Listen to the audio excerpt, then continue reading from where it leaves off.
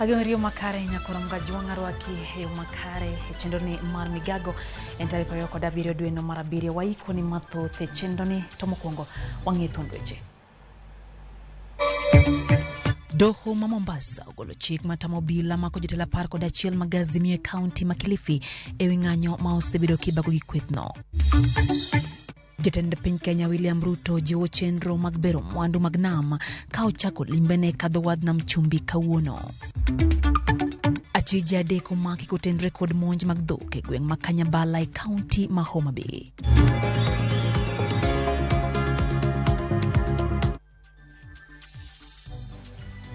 Machiegni nyakoro mga jwang bethoro mami wapachi lai marote machuo kari adeka ucheno noka bende wantiere mbui YouTube live, wantiere bende Facebook live, warwako pachi chendoni mar Migago mana kaka pile nyinga Lydia Okeo.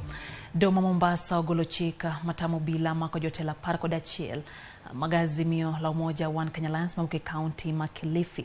Matimore bang jotelogo lero ne doho ni giseyodo malingling ni chan maki kendo lokoyo kuomgi kaluwore kod chung' margi ng'anyo makwedo sirikal ewi pek mar ngima.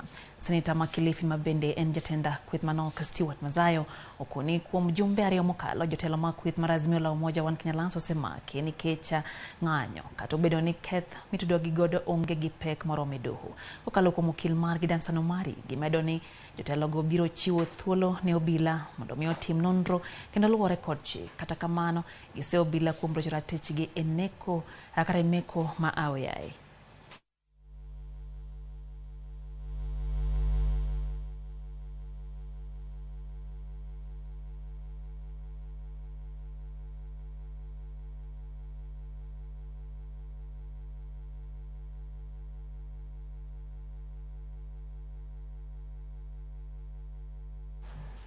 Kwa dhembele nyakura mga juang tenda county ma Kisumu dwaro ratiro ne oganda manowito ngimagi ng'anyo mane Azimio bage county no ma Kisumu.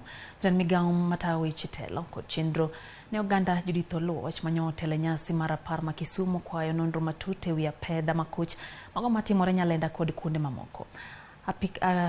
Karapisa ma Kisumu Elisha Oraro emano somo ote governor Anyang' Nyong'o kakoro lero chenro maten county no keto mar kelo fungruok ne jogo mano hinyore e ng'anyo ma Kisumu.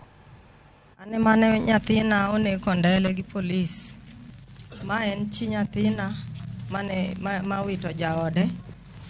Koro akwayo jowadwa mondo ukonywa kiny wagolo kiny waiko tich abich. I'm a brother to Maxwell Ronaldo Onyango, who was beaten up by police officers and is now in the world. The guy was beaten up. As of now, he should be taking medical of surgery. At the head, he has some internal bleeding. And I'm stranded because I have no money to raise to get that 20,000 for the surgery as per now.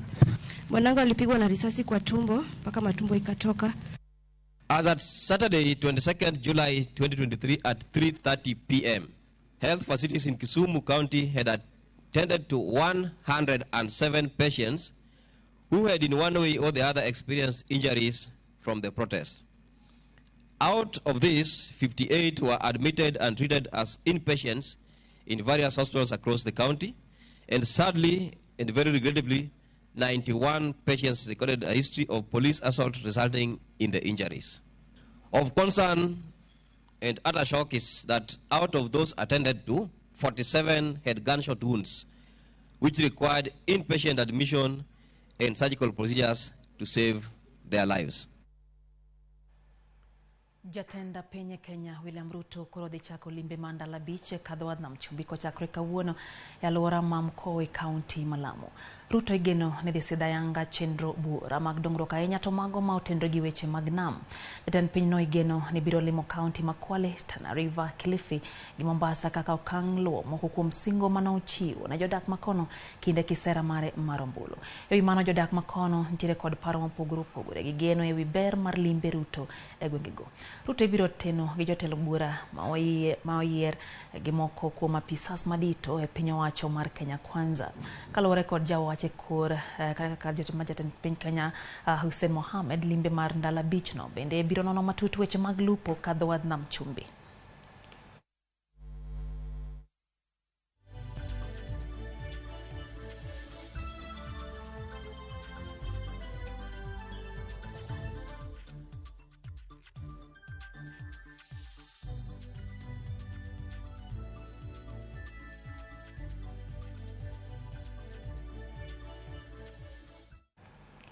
Duol makedo gi mibadhi e pacho ka EACC yango ripode ariyo i mibadhi ma osebeti e kaunti ma Siaya. EACC nochako nono ripode mane lieko ne mibadhi omako chenro moko mag sirikal e kaunti ma Siaya kochakre dwe mar ariyo higani. Duol mar EACC nono chenro mag omenda kaka notigo omenda chenro mag dongruok kabed ni chike makare ne oluwo e chenro no e kinda fuok mamoko mane omienjo e nonro mare manotim kod aput nono mibadhi ma Siaya. Apisas mag EACC kotelne kod Commissioner John Ogalo chiwo lipod gi ne Gavana ma Siaya James Orengo kod Speaker mar od bura ma Siaya George Okonde. Wabiro koloni ripod EACC e mibadhi ma Siaya e chenro mag weche manyien mabiro.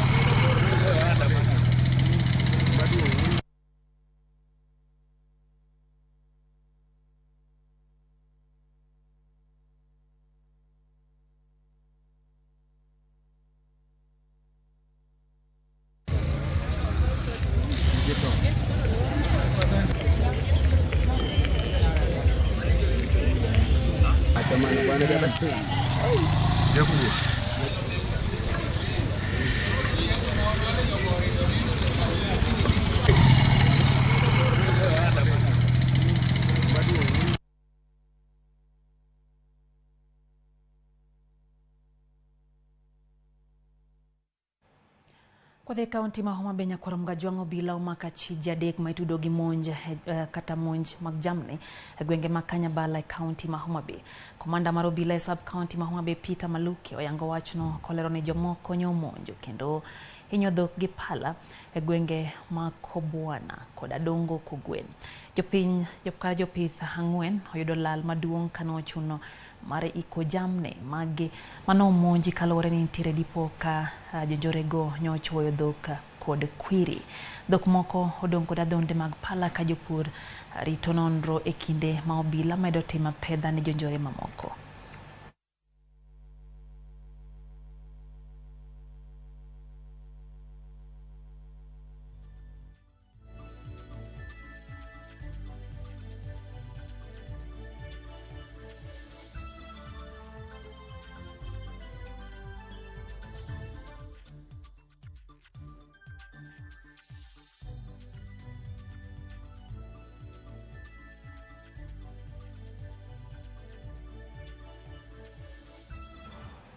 Jodak mamanga e kar chung'od bura ma Borabu kaunti ma Nyamira medo ywak e wi rochruok mar arita kod kuo jamni e tong' mopogi kod kaunti ma Bomet. Jodak dwaro ni sirikal orid arita kwe e mkiew ma Isise ka gimedo ni koro chunogi nindo kod jamni magi e yudi kaka yore sogi e lwet jokuo maliwogi gotieno. Gweng' ma Isise osebedo kod midhiero mar kuo jamni gino mosemiyo jopith lal maduong' kendo rocho kwe alwora no Borabu. Jodak koro wacho ni gichich ni nyaka bed ni jonjore moko tudre kod apisas mag arita e kuo jamni kaluwore ni achije thoro lal Meru kod mwandugi ma ok oyud ndachgi. Gikwayo nonro matut e wi kuono mar jamni. Na inabidi turoe na ng'ombe kuanzia saa 3 mpaka saa 11 hivi ama saa 10 ndio unamuka unaendea unaaja hiyo ng'ombe. Na saa hiyo sio sasa ni kulala tu usingizi kidogo. Ukilala usingizi mwingi sasa utapata ng'ombe hakuna. Ng'ombe zangu vile walitoka ilibidi niombe usaidizi na provincial administration, na kwa kweli waliunganiza mimi, lakini ilibidi nitoe kitu kidogo ndio niweze kupata ng'ombe zangu. Ng'ombe zilipatikana, zilipita Bomet, zikaingia Transmara, nilizipata zote na sikarudi, na ilibidi niingize mkono kwa mfuko. Lakini sisi tunaomba Kindiki, hii maneno nguvu yote umepeleka huko North Rift, tunataka pia ikuche hapa kwetu. At least na sisi tulale na amani. Hii serikali tuliweka na watu wetu walale na amani. Hiyo ndio tu mimi nasema kwa serikali yangu. Wadhi kaunti ya Migori kama jopith magrecha moko yuago midhiero magikaloe. Tudeka achiel gi jafwambo marwa Jojuma mantiere kaunti ma Migori onyiso mathoth kotenre kod yuak mar jopith magreche kaunti no. Jojuma. Erokamano Lydia winji makare ka nyaka samo wuoyni wantie dho wath no mar Luanda Konyango kama bende nyaka sani piny owacho mar kaunti ma Migori koro chiwo gigego mag pidho rech kata cages maromo 4 ne jolupo kaachiel kod jackets go mag geng'o giene midendo kaka life saving jacket ne jolupo. Wang'eni e kaunti ma Migori wantiere gi dhowedhe maromo 27 ka bende nyaka sani koro pod dhi nyime. Jolupo mawuok e dhowedhe 27 e kaunti gi oyudo life saving jacket ka bende dhowedhe 4 oting'o Luanda Konyango kamwantieni omi cage kata ounga mipidhe rech. Mano Masori oyudo cage mar pidho rech, mano Malidha oyudo kaachiel kod mano Manyang'wena. Ka bende ma achiel kuom okenge ma piny owacho mar kaunti wachne giketo mar siro wechego mag lupo to ahinya kata mar pidho rech. Wene nyaka sani ywak osebedo kowuok kuom jolupo ne kwan mag rech osedok piny e nam, miyo thothgi ok chop nwengogi makare. Ka bende ma achiel kuom okenge mar miyogi thuolo mar kopogore kod dhi e nam mar manyo rech, bed kod yore mabende ginyalo pidho go rech mabende giwe kaka jolupo nyalo miyo giwengo margi. Kora ni miya thuolo mondo awuo kod achiel kuom jolupo mabende nitie gweng' ka to weche chalo nade. Adwa ni chakna gi nyingi kaka jakom mar jolupo. Nyaka sama wuene jolupo marom nade ma wantiere go mirite kaunti ma Migori madhi e nam Lolwene to nwengo gi chalo nade odiochieng' kod odiochieng' e weche mag rech. Erokamano ahinya Juma. Mokwongo iluongo ni Julius Odhiambo, an jakom BMA mar kaunti ma Migori. Mor kuom gima osetimore kawuono. Kendo adwa wacho ni Migori County wan gi jolupo mokalo 10,000 kendo makonyore gi chiko ma nam ka. Nyaka sani ni adwa wacho ni jolupo kwinyo maber ahinya nikech rech odok chien. Rech osedok chien nikech wasebedo bende ka watiyo gi kiluwa marach. Omiyo wasebedo gi ngima matek kaka jolupo, masani ni ngima matek sana kuom jolupo nikech ngima ne te oyiengore nweng'o mar nam to rech odok chien. Iwacho ni osebedo ka kilo marach omiyo rech tin e nam. Kilo marach ne jakomgi, ang'o musetime tieko kilo ke joma tiyo kilo gi gin jogi? Erokamano ahinya Juma. Nyaka sani ni waseketo mkakati manyo wasebede buche ma nyaka sani ni kochakore dwe mar 8 wadwa deal out gi weche mag kilo marach. Weche mag rimba wadwa neno ni mondo waduoko rimba piny. Weche mag amuok mosebedo ka ketho rech matindo tindo wadwa deal kodgi kendo wadwa chako operation mana motegno chuth nikech chien kacha jo fisheries osebedo ka ketho ni temo ni mondo mi otimo operation to gitimo operation mana mar manyo pesa. Gidhir gimako gik maricho gi to gichako giyudo pesa, ichako giduoko gi. Omiyo this time round wasebedo piny mwaneno ni adier nam rumo to gima tieko nam en kilwa marach. Omiyo gi jokombe teme Migori County wasechano ni wadwa chako luoko nam mondo wagol kilwa marach ka watieko gi chuth ko wasemako gi to en itero gi kot tiwang'o gi. Omiyo gik pidho rech cages. Ok ang'e ni cages momiyo gi ikruok uchalo nade mar wechego mag pidho rech ka uchako tiyo gi cages gi? Erokamano Juma, ikruokwa to osebedo maber. Mak mana ni cages mokwongo waduoko erokamano kuom magi kelo 4 gi. To sani ni 4 gi pod ok nyal konyo nikech jonam ng'eny. Jok modipende nam ng'eny. Mabende ne oseketo kwayo ir governor ni mondo omedwa at least beach ka beach kuom beaches 28 ma wantiere go oyud at least cage achiel gi. Omiyo magi kelonwa gi wadwa medo siro motegno niya kik gikel gi gibed pambo e pika. Gikel nwa rech to gikel nwa nyaka chiemo ma rech ginyalo chamo mondo kony oganda ma nyalo bedo ni nyalo konyore kodgi kuonde ma giketo gie. Omiyo adwa mana siro gi motegno kik gibed ni gikelo gi kelaka to gitimie tim mar luwo ni be rech nitiere to rit rech maber to be rech nigi chiemo ka nyalo konyo japiny. Mugika kati okode omiu life saving jacket ma udhige nam. Kinde mathoth masira ma yudwe nam to wito ngimau. Ang'o ma monun giwegi mondo unyiew life saving jacket? Beche tek kosango muonge kodi? Erokamano, beche life jacket tek. E ground ka endi beche life jacket achiel kenwa 1,500. To kaluwore kaka bende nok mar rech mondo mi ng'ato manejo yud 1,500 bedo matek. Omiyo wadwa mad bende kaw thuolo ni aduok ne gavana marwa kuom neno ngima mar jalupo ka gima nigi nengo ahinya okelonwa life jackets. Okeno life jacket 400 kuom beaches 28 manigo oganda mag jolupo moewo 10,000. Still pod ok ginyal konyowa. To manitiere go wabiro kwayo ni jok moyudogi giti kodegi. Nitiere jolupo moko ma nigi life jacket en gi yie to nyalo kawo life jacket olonyo okete wiye ni owinjo ka piny liet. Omiyo odwa kawo ni jogo modhi nam gi life jacket kata madhi yudo life jacket tem rwak life jacket be ni piny liet kata nam okwe rwak life jacket mondo okony ngimani. Erokamano e chori machiegni ka akaw pach okelnu gige pidho rech cages. Ikruok man muntie wasudo ka kinde mokalo ywak ni nengo chiemo ni malo yudo kothe mag rech bende ok ni be un gi ikruok kaka jo dhowadhni kata dhowath ni wuoke e weche mag pidho rech. Ago erokamano makende gi nyinga luonga ni John Obonyo. Ago erokamano ne gavana marwa kuom kelonwa cages odiochieng' ma kawuono. En gima ber kuom cages mokel, lakini kok wayudo chiemo minyalo pidh godo rech mokelna mondo wapidhi to gigi chalo mag gigi okelgi kaendi kanono. Kuno kwa governors marwa ni kosemiyowa cages mosemiyowa rech chak mokelo chiemo minyalo pidho godo mondo mi dongruok omed bede Nyateke County ka. Katieko kodi omiu jackets mag ritruok udhie nam ma be nyalo konyi tieko midhiero mag masira mosekelo thoge nam lole kaka jolupo. En adier makende life jacket to ber kendo konyo ngima. To koro nwakwayo jonam bende ni kosemiu life jacket we ukaw gitu kito gi yie moko utweyogi. Jonam iro ka jonam mang'eny kosekaw life jacket to ok gitwegi e dendgi obedo kod okete yie. Koro kwa jonam ro kaw life jacket momege mondo gitwe dendgi mondo kony ngimagi. Erokamano atigi ng'amogik adani chori machiegni adwani yangri ne wanti konwa nukelo cages 4 ne jolupo. Cages gi jolupo ywago nengo mar bech chiemo. Nengo kumiyude koth rech mipidho kae. Ere kaka bendo ikuru masiro gi magi? Erokamano an Jojo Chola, an chief officer ma in charge of weche mag lupo, weche mag rech gi weche mag ohala me nam. Wakelo kaendi ne jolupo magwa mag nam ka cages 4. Cages gi wamiyogi kaka county government mar Migori mondo wajiwgi godo e weche mag rech mag yur kaka ginyalupo. To wang'eyo ni mano ok giko. Cages kosekel biro dwarore mondo ketie fingerlings nyithi rech. Bang' kanyo chiemb rech dwarore nyaka mi rechgi. Omiyo wan kaka county government mara chaki wajiwogi mondo gibende giyud kaka koro gikonyore. Ok ni wadwa timo gini nyaka giko. Wakelo cage gibende koro nyaka girire gikel fingerlings. But chiemb rech bende wabiro nyiewo kwa pogo. Sama wapogo chiemb rech wabiro consider jo cages gi wamiyogi mago bende.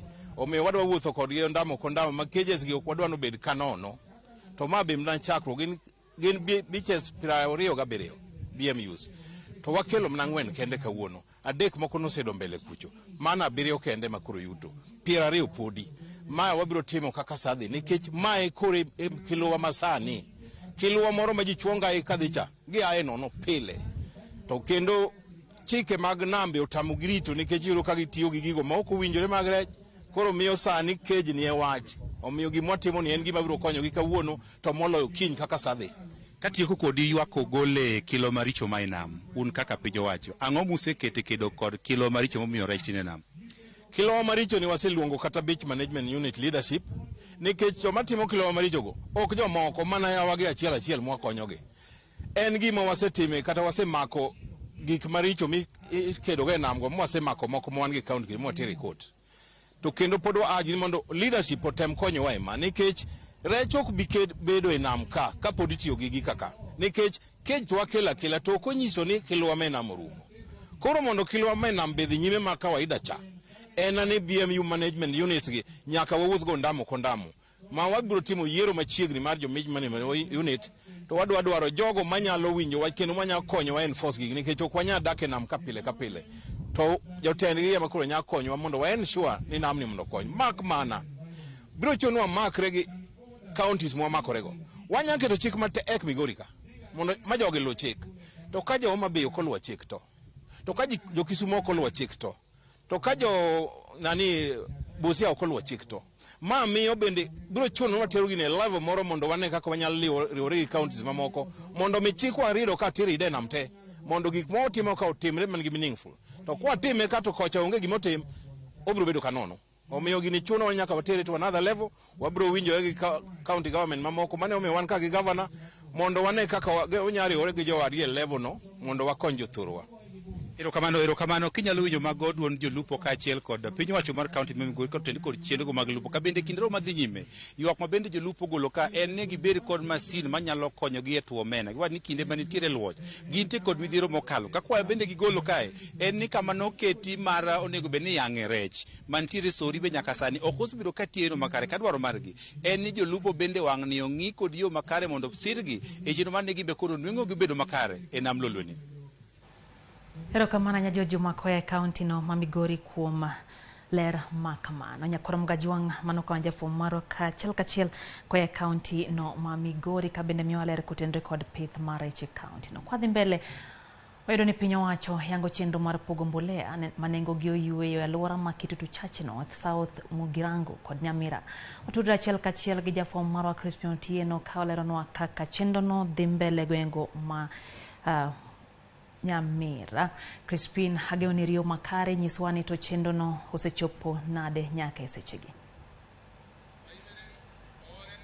Awinji eyo makare manaka kiwacho antiere e gwenge ma Kisii kama iluongo ni Kitutu Church North kama kata PS mochung'ne mano migawo mar weche mag pur thuru ka ochopo gwenge mar chiwo mbolea ne jopur mopogore opogore mantiere counties 30 matuka mana kwa kenyala neno kuma wantiere ma en achiel kuom trailer mokelo mbolea ne jopur e gwengegi kata ni mona tutuka kod apisa achiel kuom apisa mawuok e serikal mondo lerno ni mbolea gi oa kure to gin jomage madhi yudo. Karibu katika runinga ya Ramogi. Utatuambia tu labda kwa wale ambao labda wangependa kujua jina, tuambie jina alafu tueleze tu umuhimu wa siku hii ya leo kwa wakulima. Asante sana. Kwa majina ni Charles Choya Matoke. Mimi ni mkurugenzi katika chama cha UDA kule National Office, na sisi tumekuja hapa na PS na wabunge wa area hii ambao wamekuja kulaunch hii second phase ya kupeana mbolea kwa Wakenya. County ya Kisii na county ya Nyamira kwa huu uzinduzi wa leo zinapata mvua mara 2 kwa mwaka, na ndo sababu rais alionelea ni vizuri mbolea ipeanwe kwa counties zote ambazo zinapata mvua mara 2 kwa mwaka. Tafadhali kile ninachowahimiza ni kwamba tuende register kwa assistant chief so that information yetu yote iwe captured katika ile digital platform, kwa sababu ikiwa assistant chief wako anakujua kama una shamba kiasi cha 1 acre utapewa mbolea inayoambatana na zile eka zako ambazo unazo, kwa sababu tumepata kwamba watu wengine wanachukua mbolea, mtu ana nusu eka anachukua mbolea ya eka 6. Kwa hiyo you are disadvantaging others, na wengine wanachukua mbolea wanaenda kuuza. Kwa hiyo maneno hayawezi kuendelea, na ndio maana rais amesema kwamba mbolea italetwa kwa constituency at the sub county level. Badala ya kwenda pale kwa county kwenda kuchukua mbolea, kila constituency itapata mbolea at the constituency level, na hapo ndio tena itasambazwa iende at the ward level, kwa sababu imeonekana kwamba mtu anatoka kilometers nyingi anakuja kwa county kuchukua mbolea, then inaenda kuwa very expensive. Kwa hivyo tunamshukuru Mheshimiwa Rais kwa hayo, na ndo sababu tumekuja hapa leo kuzindua katika Kitutu Church North, na tukitoka hapa tunaelekea kule South Mugirango, tukitoka tena tunaenda kule Nyamira ku make sure kwamba Kisii na Nyamira counties are food secure. Homa Bay wanakuja huko kwa hii second phase because Homa Bay also gets short rains.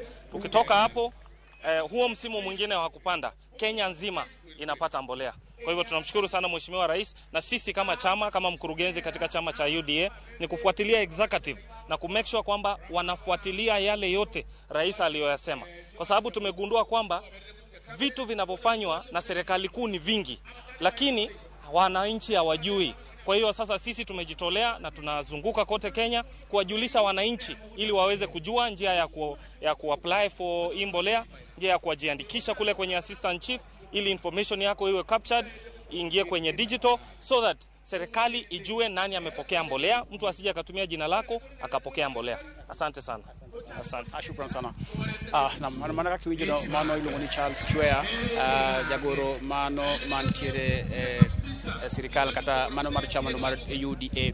Omiyo mana kaka iwinjo olero no nyaka county ma Homa Bay bende gibiro kata sirikal chano mar telo mbolea mano ma shilling 2,500 mopogore kod 3,500 kaka niche kata sirikal osebedo ka uso mbolea no. Miyo odhi bedo mana ne fuongruok ne jopur mawuok e alwora mag counties 30 go mondo mi ne kaka giketo chenro mar neno ni yuto kata bedo deche mag chiemo obedo e yo makare e gwenge mag Nyanza kendo counties mopogore mano maturka. Kaka manang na dukni kendo iri kuom studio en wach mapod mamedo luwo machiegni nyaka wang giwuok ka jolang ne chiemo nyaka gundo masak girango kendo ne tiek wuotho odiochieng' ma kawuono ni e county no ma Nyamira ka giloso mana kod moko kuom jopur mawuok e alwora ma county ma Kisii achiel kod county ma Nyamira.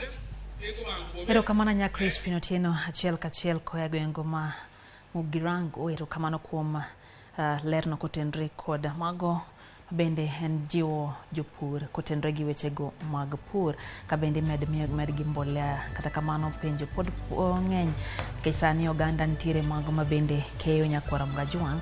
Kata kamano en kwayo jogo ma bende sani ntiere kod puothe ma gidwa chako pith negi mondo kopo chenro no uchop ka sirikal ukaw mbolea makamago mondo wechego mag puro odhi mbele. Wakayue chenro ni mar Migago nyakwara mgajwang'. Kata kamano kapok wakaw chenro ayuno aneno ka Alano uko wacho kanyo ni ntiere kodwa e chenro gin kanyo ma ginyalego kod nyithiu uko duto gintiere amula gikete mana ka chenro ni mar Migago. Brother Kuku George wacho ni ntiere Migori County. Kata kamano wacho ni jogo ma hinyo dhok e county ma Homa Bay oseduoko pith mar dhok chien. Wacho no winjo penje gi gima giyudo e monj ainago. Phoebe Olielo wacho ntiere kodwa e chenro ni ka entiere Ngomongo. Wacho kanyo ni entiere wach manyalenda litne omiyo moso kanyo men gi bende kantie Kisumu Ubambo Miguna mane kaka otiyo gi nyingno e wang' mbui ka wacho ni en bende oseyuore ntiere kodwa e chenro. Jackson Owino wacho ni entiere en bende kodwa kendo keto mana wang' e chenro ni mar Migago. Rolex Odhiambo kan ntiere gwenge mago mag Migori Ragana wacho ni en bende osecheck-in kaka pile Jono Kwanyo Okwa bende wacho ni entiere Nyatika Ramogi TV chopo ne geyo makare gwengo Kaitongwe Junior bende wacho ni Ramogi TV ler sondu. Kata kamano wuoro kaka jachieno ng'eyo piny wacho ni koro dhiang' otiyo makosa mane amiyo dhiang' monj machal kod mano. Wacho ni mano en wach malita ahinya. Faith Mzomo kantie Malindi wacho ni Ramogi TV chopo ne gi makare kendo giwa bagi ogola gineno Ramogi TV kendo komos ne joneno duto mag Ramogi TV. Yo motenya kwa Mgajwang' kaka na singo ni waduogo kod weche mathicho chendo ni mar Migago medikete mana kama Ramogi TV.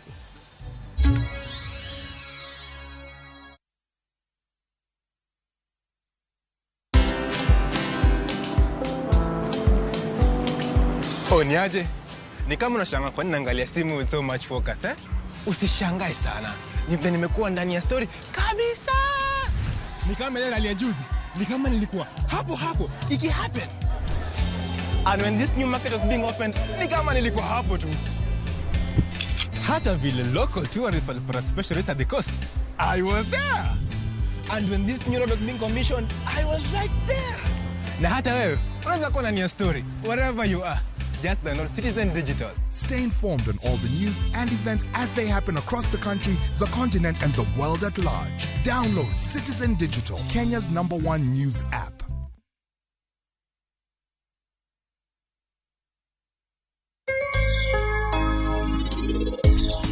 Machiegni chenro mar penj laktar kokalo Ramogi TV kawa wacho ni ngima en mwandu. Mataye chenro ni en Andruth Otieno. Tijini kana nachako higa mar 2013 nachako kaka fundi na wingo ne ng'ato.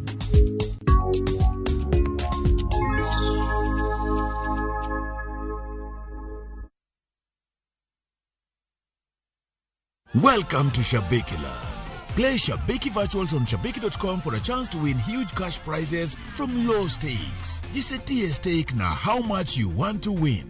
Kuna penalty shootouts, defender and so many virtuals only on shabiki.com. Shabikiland, the easiest virtuals in gaming. Not for persons under the age of 18. Betting can be addictive.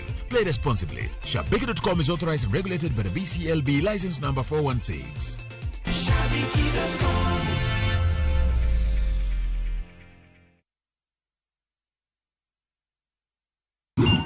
Ni 200 bob tu.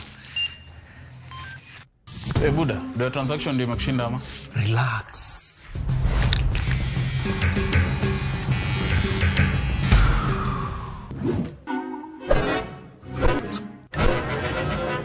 Umenyoa watu kama kuku juu ya tokens. Nunua KPLC tokens bila charges only on Airtel Money. Dial *334#. Select Lipa na Airtel Pay Bill, then select KPLC.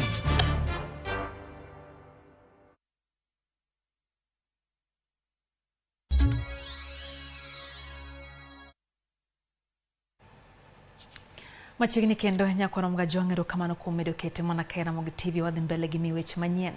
Doma duongo tamore chungo chenro mar chiemo e skunde Manatend County ma Nairobi ochako. Jang'ad bura Mugure Thande ogolo ng'eto ma kamano kowacho ni chungo chenro no biro sando ngima nyithindo mogeno yudo chiemo e skunde ma kamago. This of the case requires that the petition is heard and determined expeditiously. To suspend the program at this stage would militate against the best interest of the children who are targeted to benefit from this program. I therefore direct as follows. 1. Ms. Amutabi shall file and serve her application for joinder by the 28th of July 2023. Responses are to be filed by the 4th of August 2023. The petition and application by the petitioner shall be heard together. All responses shall be filed and served by the 4th of August 2023. I'm happy that the court has refused to stop this program. We are already making a lot of progress. We're building the kitchens that we're going to launch on the 28th of August. The process is going on. In some constituencies, children are already eating. And for many times we've said that, the hunger in Nairobi, urban poverty, is really worse than poverty elsewhere.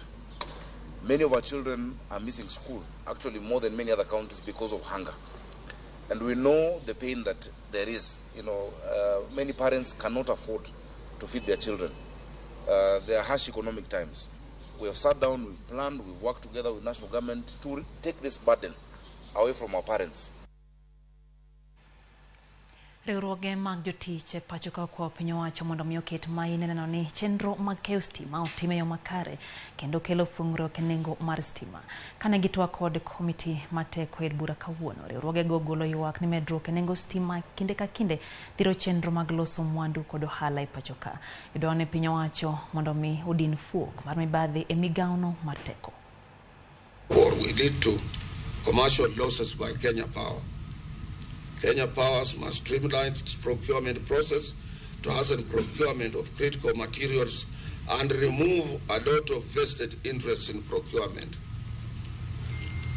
This one must be done. And we want also to appeal to government, those well-connected people who own IPPs. Their names should be made public so that Kenyans can know them and make sure that electricity is more cheaper. Those who are stealing from Kenyans are fellow Kenyans who worked at the Ministry of Energy. The owners of these companies worked in the Ministry of Energy. And that is why you find a company like Thika Power, you've already paid them capacity charge, you're finished with them. They're still saying that even after the Kenyans are paid for the electricity, they want to own that company. It's not possible. As a workers' representative, as a big body that actually where most Kenyans feel the heat, if there could be any way that we could partner in such a manner that we can be able to come up with conditions that may make these people vary or may make these people forgo some of what they're being paid, at least I think at that point the Kenyan might have some reprieve. But as the matter stands right now, and it will be even worse if there shall be any other IPPs going into signing these contracts now, because the heat is already felt. Twak podhi nyime ewi nonro mar kuo penj mar KCSE mahiga mokalo. Kawuono komiti mochung'ne weche somo od bura mamalo romo kod apisas mawuok e apisi mano mar jomin buche ODPP kachiel kod apisas moko mag doho. Jatafwa mara Jutho Mondi luonwa twak matimore e boma ma Nairobi kendo atudre kode achiel kachiel Nyakora Mgajwang' mondo onyiswa mago madhi mbele. Ang'wa tude kod Jutho Mondi bang'e Nyakora Mgajwang'. Tabled before this committee a list of 10 concluded cases and a list of 15 that are pending. But a keen observation of the concluded cases, out of those concluded, 10 were withdrawn. Meaning they were concluded because they were withdrawn. Meaning only 5 of them were actually determined. Teachers and schools have a stake in this. Schools are very protective over their schools, and even NEC is protective over its officers. And one of the reasons why many cases are being withdrawn or they take very long is that when there is exam cheating and we report in the newspapers, the matter is very hot. But with time, these people are very reluctant to come to court to give evidence. And without evidence, we cannot get a conviction. And in most cases, and we can show data, most cases that we withdraw are cases that we have looked for the witnesses many times until we are given notice by the judiciary that if we cannot proceed, then we have to withdraw. And that is why we are withdrawing under Section 87, which allows us to come back, should we be able to mend the case. Ida kojo kanyo e county Makisi yore wore mar jiwo dongruok mano mar joamine county no inyato e yore mag telo ma osebed ka ithire county no kathoth joma chwe ma thoro bede thuolo mag telo ne giwe nyasi mano bagi county Makisi kama ne giwacho ni paro mathiro dongruok ma joamine county no sani onego wito oko ka bende gijiwo siro puonj wa keini mar iko gine thuolo mag telo mana kaka joma chwo gijiwo joamine mondo mi okaw ranyisi e counties mamoko ma oserwako tend mine pacho ka kanonro bende osenyiso ni thoth jotelo mamine go tiyo makare molo kata moko kuom jotelo machuo. Strategies we are supposed to have all that we can learn. Leo hii tuko katika mji wa Kisii. Tumekuja kufanya mazungumzo na viongozi na wakaji wa kaunti hii ya Kisii kuzungumzia mambo ya uongozi ya kina mama. Programu yenyewe ilikuwa inajaribu kuleta kuonyesha Wakenya kuwa wenzetu wa kina dada wako na uwezo, wako na tajriba, wako na nafasi ya kuweza kutuongoza. Kuna cultures aina mbalimbali, culture sehemu mbalimbali za Kenya. Tunapata kwamba culture pia inachangia kwa wanawake kujitokeza katika uongozi. Napata kuna vile mwanamke anafaa kuenda nyumbani mapema, unapata kwamba msimu wa siasa huwa na mikutano inaenda kwa muda mirefu. Na hivyo kikwetu hapa inapata kwamba wakati mwingine wanawake wanafaa kuwa wamerudi nyumbani mapema. Gusii, among all the regions in Kenya, remains to be one of the regions which has never had a woman elected in parliament, except that for the women MP seat. And we continue to ask our questions, how can we change, even as we see a lot of developments with now having about 7 women governors? How do we ensure that Gusii region is not left behind? I'm happy that today it was a grassroots communication. We've had Mama Mbogas joining us. We've had men actually coming up to say we want to bring inclusivity to this discussion about women and particularly political leadership. So I'm happy that this is not the first and the last. It's going to be a communication that is going to continue. Oganda makaluo kore jiwo mondo mi oket yore makare makano cham ma igole puothe kaka yono mar kedo kod ngaji mabiro kinde ka kinde kata bang' yudo cham obup. Fomaro Edino Koth leronwa ute bende moko kuom jotelo gole wi uso mag oduma nengo moyuyo ka bang'e to oganda chak nyiewonegi kata nyiewogi e nengo mamalo. Kinde ma keyo osechakore, Oganda golo oduma e puothe bang' thuolo malach ma nengo chamno osemedore nyaka moingo Sh200 e kilo 2 kata gorogoro 1. Nengo oduma osechako lwar sani, kata bed ni moko kuom jopur wacho ni ok yudo cham moromo. Bando nyocha 200, but gisani kuonde moko wayude at 150. To 150 no odhi ringo kang'eny en gimoro a month kata dwe achiel tido ka bando becho ochako timonade ochako shoot mana kaka nen 200 kendo cha manyiso ni wan jopiny pod wadhi mana inyore. Kachako puodho nendo ka pure ga en e kachelo jamiya ga oduma gunde 6 motuo. To wani kana tiyo gi mbolea no nayudo gunde 4 manyiso ni ayudo andlal gunde 2 to naneno ni mbolea no ende mabet nokochwak ahinya kaka ma jatiyo godo ga jakonyaga. Gima kelo wich bar en kaka cham matin ma jopur oyudo ibiro tigo nyaka ndalo keyo machielo. Ni mar uso mar oduma e nengo mapiny osebet ka weyo oganda makaluwe ngaji ma kinde ka kinde. Loche kod punde maweru osechako donje gwenge. Kendo ka nyocha jipuro nyocha nyiero jowa ni jowa gin joma ok ti matek, gin joma ting'o mana sufuria e wiyegi. Oduma gorogoro koro sani uso Sh50, iuso Sh80. Nyocha eka oduma gorogoro nyocha uso Sh250. Omiya kwayo thuolo ni mondo akwa jothurwa ni kata piny tek machal nade kik yie mondo ius chambi ibei mapiny. Tugo manono moko nitiere kuom dhowa mamoko ka giwacho ni wan wang'e mana ting'o sufuria to gigimo wapuro. Giwacho ni gin gidich gikeyo kendo gidich gipur. To e sama wueka gigolo loche te gidonje dala mar Homabay County giyako chambwa gorogoro madongo gichodho gi Sh80 Sh70 kato gibiro duogo usonwa sama kech owuok. Moko kuom chiemo kaka oganda kod alode bende oseyudore bang' koth manochwe chakore dwe mar 4. Thuolo ma jopiny nyalo tiyogo mondo gicham chiemo mamoko ka gikano odumbgi. Jotelo bende koro wacho ni ji otwe manokanda kendo gibed mawuor kod uso cham ma oyaye. Akwa jothurwa temuru tweyo kanda mondo ukan chiemo manyocha uyudo, nikech mbele kae pod wan ikedo to mbele kae be kech pod dhi biro. Omiyo ng'ama uso chambe sani kiuse gor 50-100 ibiro nyiewe gor 300. Adwa ni mondo wabed mawuor e chiembwa ma Nyasaye osemiyowa. Waket gi keni, watim ohala makendwa, kata wambe wan wawegi wanyalo kalo chambwa gi kaka jo Homabay County. Mondo miseche ma chambro dhi malo to wambe wanyalo uso. Ok ginyal tugo kodwa ni mbolea giketo gin gipuro ni wan wakia pur. Giyanyo to santo giyako chambwa. Jo Homabay County, jo Ndhiwa, jo Homabay, jo Gema Sumbi, akwayo jo Kasipul gi Kabondo gi Karachuonyo. Aure tugo mar uso cham ne joma moko.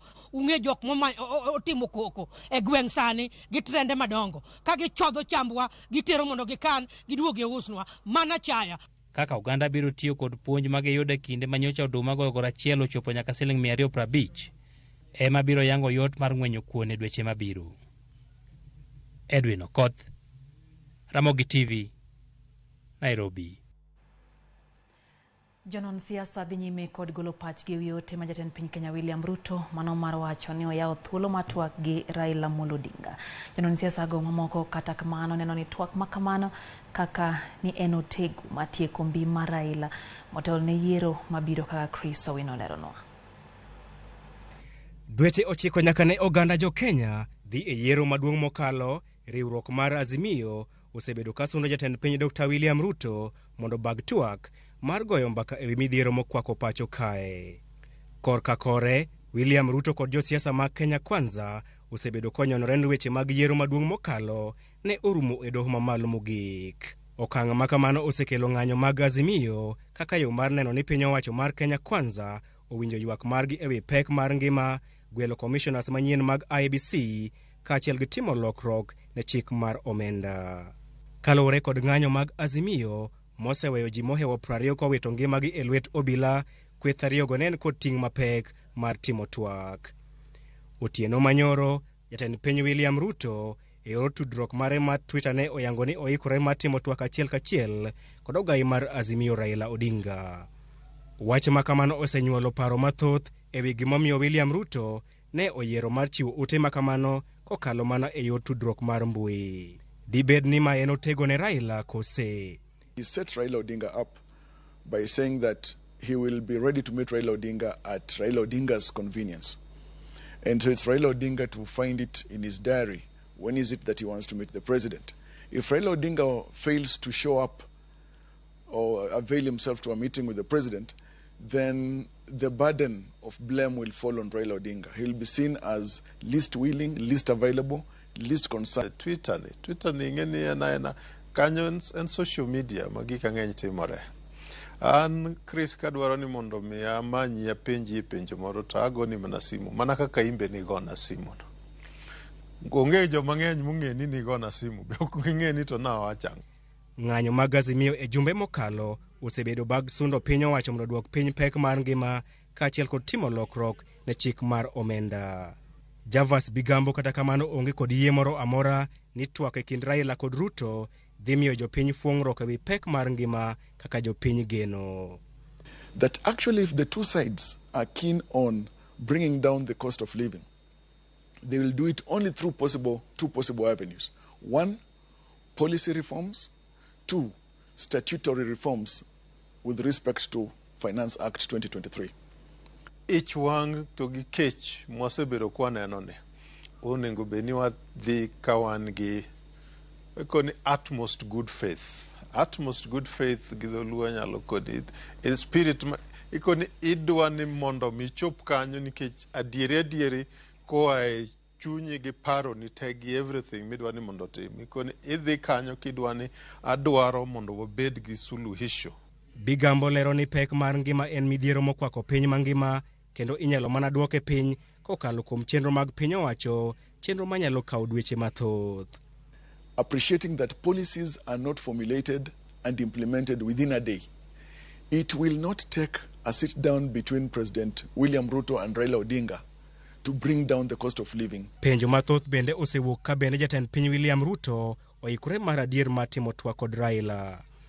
Javas Bigambo lero ni Ruto chano tiyo kod thuolo makamano mar bero nyinge ne piny mangima ni oikore mar tiyo kod jotelo duto mapacho kae. I think it's possible that the president may meet with Raila Odinga. One, for optics. Two, for public relations. Three, as a symbol of national unity because he is that. Kata kamano, nitiere luoro ni onge ber moro amora matwak makamano dhi kelo ne jopiny e pacho kae gino madhi thuo Raila Odinga kod johera mage.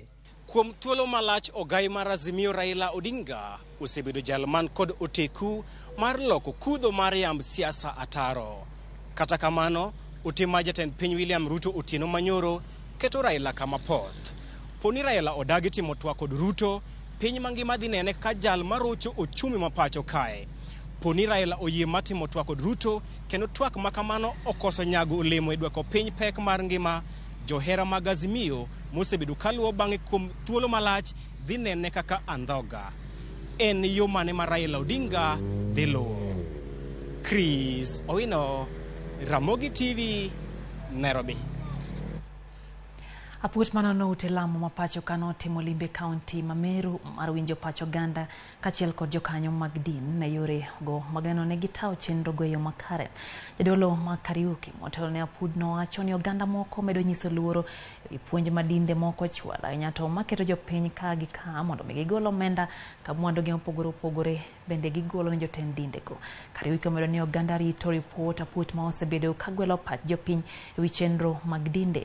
Twage kin jokanyo mochakore kaluwore kod puonj magalagala mano omiyo oganda buora owito ngimagi e bungu ma Shakahola.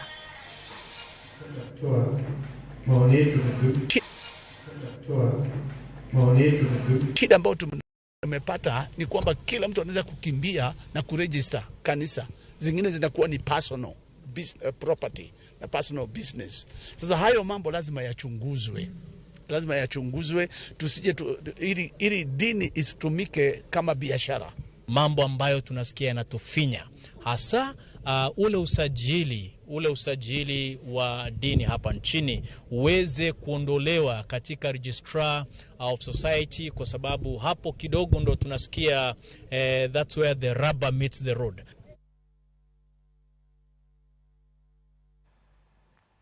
Somo mar CBC nyalo ni mwanya tegwenge ma oro kod kech ohero kwake pachuka apone piny owacho kochwalo jopuonj kod buge mamoko kuom skunde gwengego mabire kinde mar riwruok mar skunde ji giwegi bende pod kwayo piny owacho mondo mi oyawne skundego mag ji giwegi mane ok omi thuolo mar puonjo jo junior secondary mondo mi odhi nyime kod puonj makamano. Mana kaka yuto moni lero no skul kaka Nkiloriti kaunti ma Laikipia na achiel kuom skunde masomo mar CBC iwinja. Tije lwedo kaka timo ler mar aluora, tuke kaka taekwondo, wer kod miel,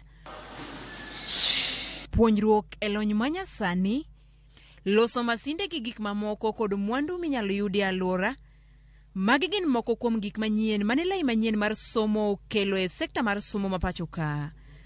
Ma en somo ma osechopie grade mar 7 kendo okang' mogik mar somo mar 844 e primary rumo higani. E skund primary man Nkiloriti kar chung' od bura ma Laikipia North chalo pogore. Jopuonjre ka pod wero ABCD. Somo mane ipuonje 844 kido ma opogore gi kaka enie CBC. Kata mana jopuonj mapuonjo ka poko terie puonjruok ewi CBC, buge kod lai mag puonjo bende pok ne gichuoye wangi. E skul mangima jopuonj 4 kende mapuonjo kuonde somo duto yare nasari nyaka klas mar 7. Jonyuol mag skundni makoni piny owacho osejwang'o nyithindgi kendo ok migi thuolo kod lwasi maber mar somo kaka nyithi Kenya mamoko yudo. Koro dwaro mondo mi jotelo e sekta mar somo lim skundno kendo gine lokruoge. Kwa hii shida iko na walimu wachache na watoto ni wengi. Tuko na shida sana ya walimu, kwanza walimu wa CBC. Watoto tunasoma CBC na tuna hiyo walimu. Gikoni poni piny owacho ok nyal chwalo ne gi jopuonj. Gin kod nyithindgi ma osomo kendo inyalo tieggi malong'o ewi CBC mondo mi kik nyithindgi dong' chien e kinde ma nyithi Kenya mamoko to hao nyime kendo chopo lekgi mag somo. Sisi hatuna mwalimu wa kutosha hii shule. Na sisi amesoma watoto tuko nyumbani. Tunaomba serikali watie hiyo watoto yetu gazi ya kuwa mwalimu na kuja kumbuliza hiyo watoto yetu. Mesoma watoto mingi kwa hapa hata hajapata gazi. Na hatuna mali imeisha kusomesha hiyo watoto. Na watoto hatuna matunda kuona serikali ampatia sisi mwalimu ya kutosha hii shule. Hata sisi huko watoto yetu anajua shida yetu ni kani. Tunataka kuandikia sisi kutukuja hapa. Tunao nao kwa ajili hawa anajua shida hii tuko hapa ni shida kani hiyo. Komachielo, riwruok mar skunde mag ji giwegi ka otelnegi kod jakom margi Dr. Nelson Githinji okoni gin gi ikore makare ne somo mag CBC ka ywak gi to en ni mondo mi piny owacho oyiene skunde mane ok omi thuolo mar puonjo jo junior secondary mondo puonj kaka achiel kuom yore mag yawo ne jopuonjre moko thuolo mar somo e skunde ji giwegi. We have had, I would say, a mixed bag in the private schools, mainly because some of the expectations that came in regarding the upgrading of facilities, the setting up of labs, ICT labs, the setting up of spaces for what used to be co-curricular activities now mainstreamed as curricular activities. All those were some of the challenges, but I would say we had a lot of support, and we have had a lot of support from the Ministry of Education. Piny owacho ne osechwalo buge kod jopuonje skunde mag junior secondary pachoka, kata bed ni skunde kaka Nkiloriti to poko yudo magi. Poni piny owacho kochopo e gwenge duto e pachokae, ahinya to maoro kwako, jopuonjre moko nyalo dong' chien kendo nengo mar CBC nyalo lal negi. Judith Omondi, Ramogi TV.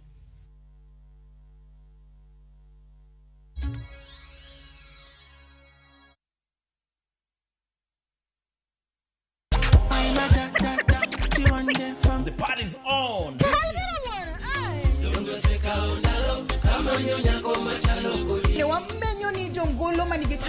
Watu wachukulie art as something yenye iko na value. Sherehe o'clock nye kwa mgeji wangu chopo samakoro. Chapa muziki wote tucheze. Adoje oteka india ndo kathoth ni koro mugajuang omora hinya kod chenro. Adek Malieta matatu Karema vipi? Shirona do, Shirona ni sponsor. I'm a piano. We go shoot. Sold out. Lungani linda mnyenyakati. Lungani koloko instrumental. Tumdagmor. Ngesu kangesu sangwenu otieno. I feel like they want the best for me. Apostle Julius Subi invites you to the Heavens Fire Prayer Summit. Generate supernatural power. The summit will be held at the Nyayo National Stadium from the 1st to 6th of August 2023. Guest ministers: Prophetess Cindy Jacobs from USA, Pastor Robert Kayanja, Uganda, Apostle John Kimani William, Kenya, Archbishop Harrison K. Nganga, Prophetess Francina Norman. Remember, the dates are from 1st to 6th of August 2023 at the Nyayo National Stadium. This is an annual convergence of God's army. For more information, call 0757 223233.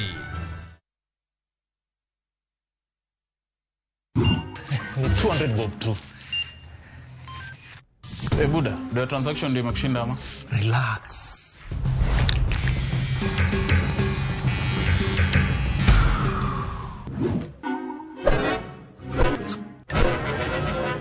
Umenyoa watu kama kuku juu ya tokens. Nunua KPLC tokens bila charges. Only on Airtel Money.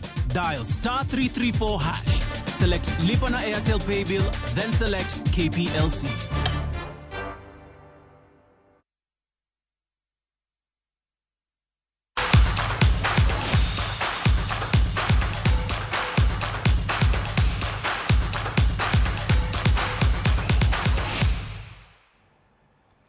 Pautu Kenya koramga jonja tugo Jude Bellingham nogoyo olegonde mokwongo ne team Real Madrid etukosie